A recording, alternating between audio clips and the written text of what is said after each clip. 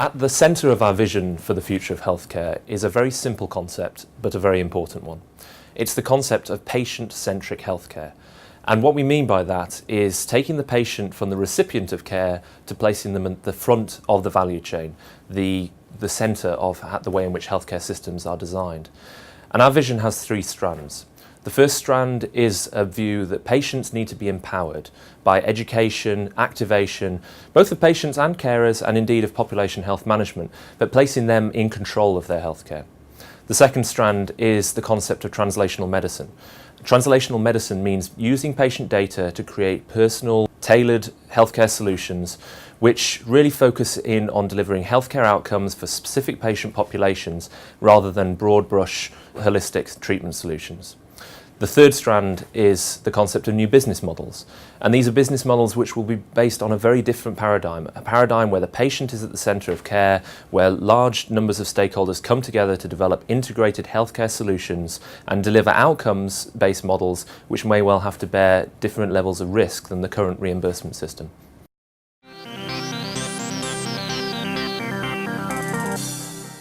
The essence of patient empowerment in healthcare today is really about the patient wanting to be well. It's about the patient driving their own healthcare, preventing illness rather than curing, but most importantly being supported by information and technologies. We are in an era now where we are reducing healthcare costs, we are seeing greater chronic disease, but what we're also seeing is the rise of mobile technologies which allow us to monitor and track our own health. We're also seeing a pool of information on the internet through online social networks, so patients are able to talk to one another, they're able to share information, and what that's really doing is driving them to want to be well and prevent illness. In the current healthcare environment, a great example is Kaiser Permanente, who has implemented a number of disease management programs over the last few years. What we're really seeing is that patients enrolled in disease management programs who have early checks such as cholesterol checks or blood pressure checks, but you know, that routine monitoring and early monitoring really allows them to be well. And what you're seeing is less lapses, better health, but also an empowered patient who feels independent in looking after their own health. A great example of convenience actually is Walmart.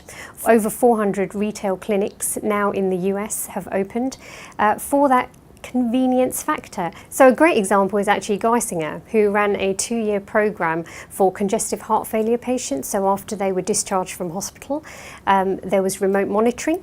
So telehealth, a great example, where they were called up following discharge, asked automated voice questions, their answers recorded and analysed, and actually over a 2-year period Geisinger dropped readmission rates by 44%.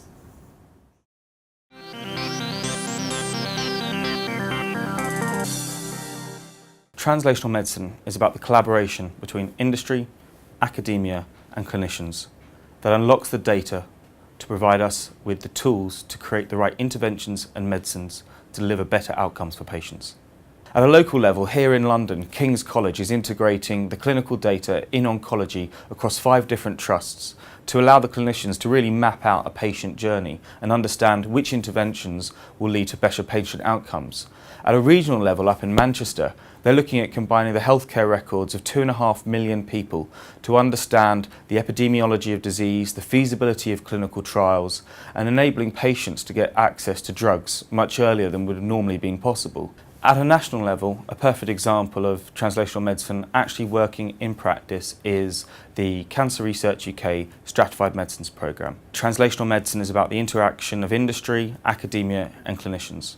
The Stratified Medicines programme has Pfizer and AstraZeneca, it has the clinicians within CR UK and the academic component of the researchers who are understanding the mechanism of disease. Those 3 groups have come together to deliver a new standard of care for cancer diagnostics across the country, allowing us to understand where and when to intervene in a cancer patient's care pathway.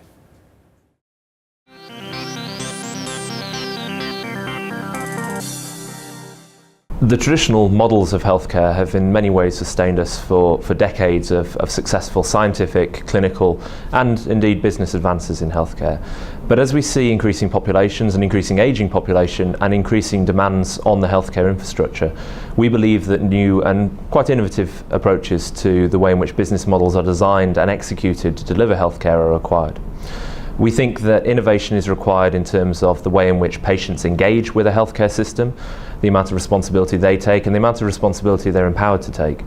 But we also believe that innovation is required from the providers of healthcare, thinking about new value propositions which are more than just a treatment or a medication, but relate to the way in which patients engage with services and solutions and take on responsibility for some of their own care in their own community or in their own home. And that also demands a fresh and innovative approach to thinking about the way in which national systems can deliver that healthcare at a reasonable cost, but also how private players can generate profits, sustainable profits, so that they can continue to deliver the healthcare advances that we all strive for in our developed societies.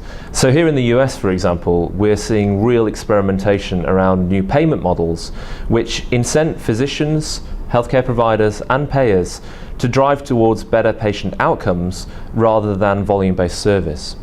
So the accountable care organisations that we're seeing beginning to emerge in certain states are incented to keep populations well and to achieve good outcomes rather than to simply treat a population according to a certain therapeutic area.